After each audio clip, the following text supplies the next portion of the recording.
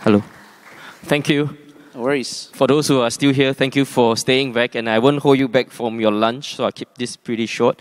My name is Vincent. I'm the CEO of Fanfare Global. We recently just completed a fairly successful ICO in end October. And now our real work begins to promote our ecosystem and our token, the Fan token. We are a social commerce ecosystem. Social commerce is a new frontier where e-commerce meets social media, and we are disrupting the online advertising model, and we are growing this ecosystem. We allow brands to add a buy button to a user-generated content, and my team and I are now focusing on growing the ecosystem as well as proliferating the Fan token into other ecosystems. But my talk today is about the age of blockchain disruption. All the speakers that I've listened today, they were fantastic in their sharing. But this is just my little piece of sharing. Hope you guys have some thoughts on it. So over the weekend, I just got back from Bangladesh this morning at 4 a.m. So over the weekend, I was Googling about what the world thinks about blockchain. And these are the top 8 words that came out. Blockchain will fail. Blockchain will save the world. Blockchain will revolutionize. Blockchain will not work. Blockchain will die. Blockchain will replace existing technology. Blockchain will change everything. And blockchain will disrupt. As you can see, there are more positives than negatives. I think the negatives boils down to people fearing the technology, fearing what they would do. Not because they fear its potential, but because they have a lack of knowledge. From my trips to Indonesia, Bangladesh, Malaysia, Turkey, Malta, US, there's the same feeling, you know, it's like the unknown. Because with every disruption, someone gets disrupted, someone gets displaced. So there will be loss of jobs. Is there new skills that you have to develop? You know, so there's this uncertainty. So blockchain in itself, I don't think it's bad. It's just how do we also take care of those who are not in it? I think that is the responsibility of us blockchain advocates, that when we go in to disrupt a market, you know, do we do it for profit? Do we do it because we want to prove to the world that something exists? See, it is both destructive and creative, but let's, for once, give a thought to those who are not into blockchain. How are their lives affected?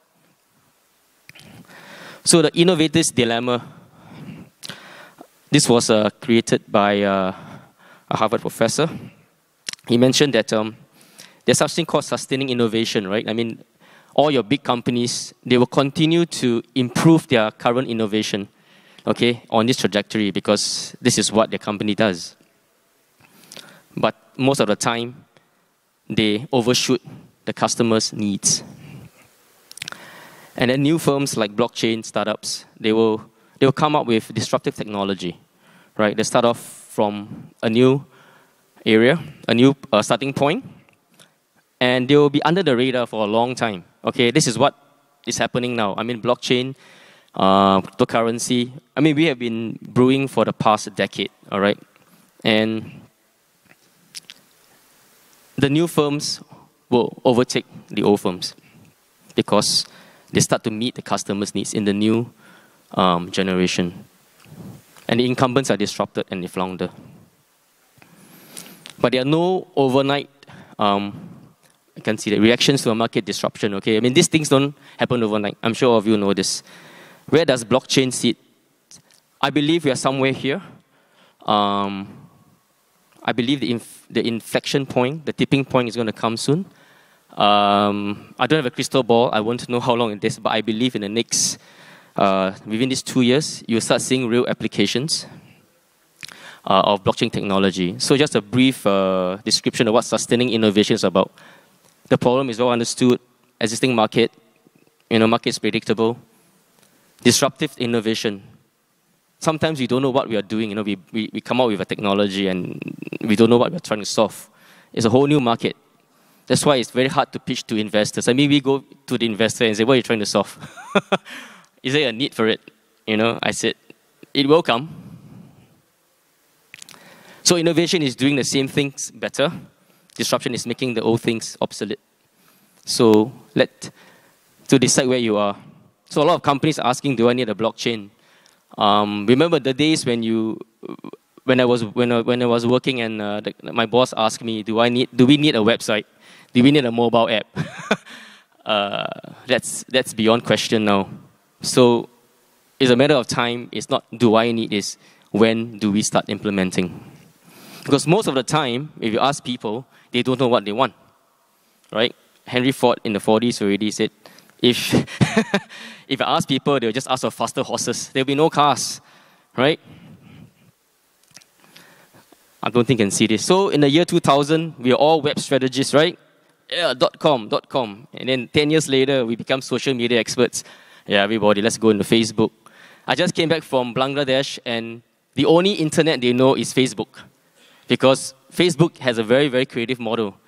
They pay for data, which means farmers in Bangladesh, when they turn on their phones, they can surf Facebook for free.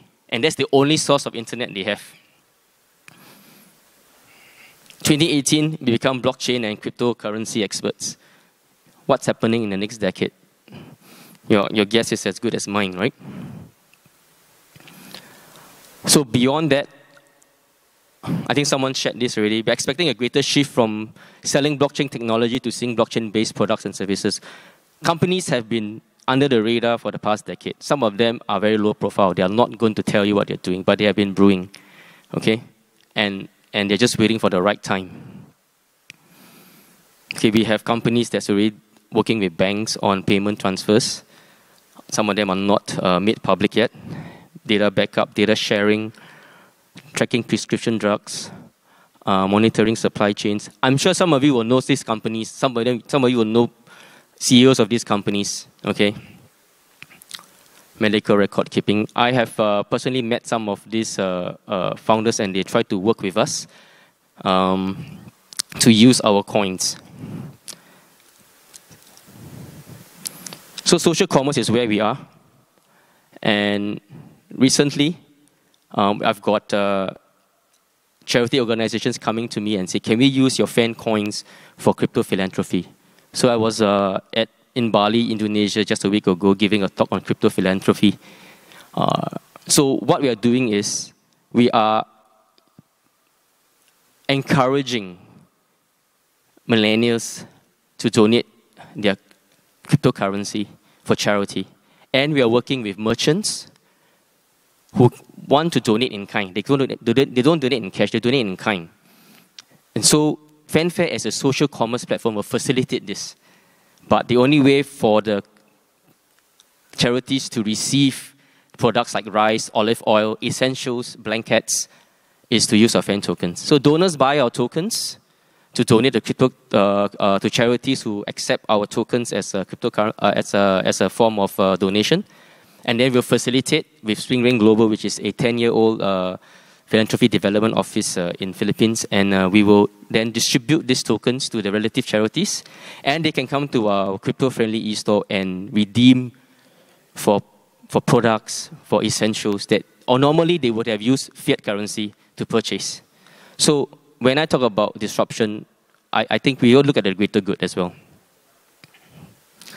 So I'm sure all this you can find from the internet about how blockchain is being implemented around the world. So I'll end off my presentation. A lot of times people don't know what they want until you show it to them. All right? It's very difficult to explain. So work hard, but also be prepared that there will be a lot of resistance. I mean, we spent 2 years developing our social commerce platform, and it took a while. But investors, other ecosystems who wanted to develop old coins also saw this. Hey, why don't we just use your coin? Why do we need to create new coins? But we can use your coin because we have a social commerce ecosystem. We have a user base, about 200,000 people that is already using our coins. And we have an e-store. So everything flows back. So with that, I thank you. Thank you very much.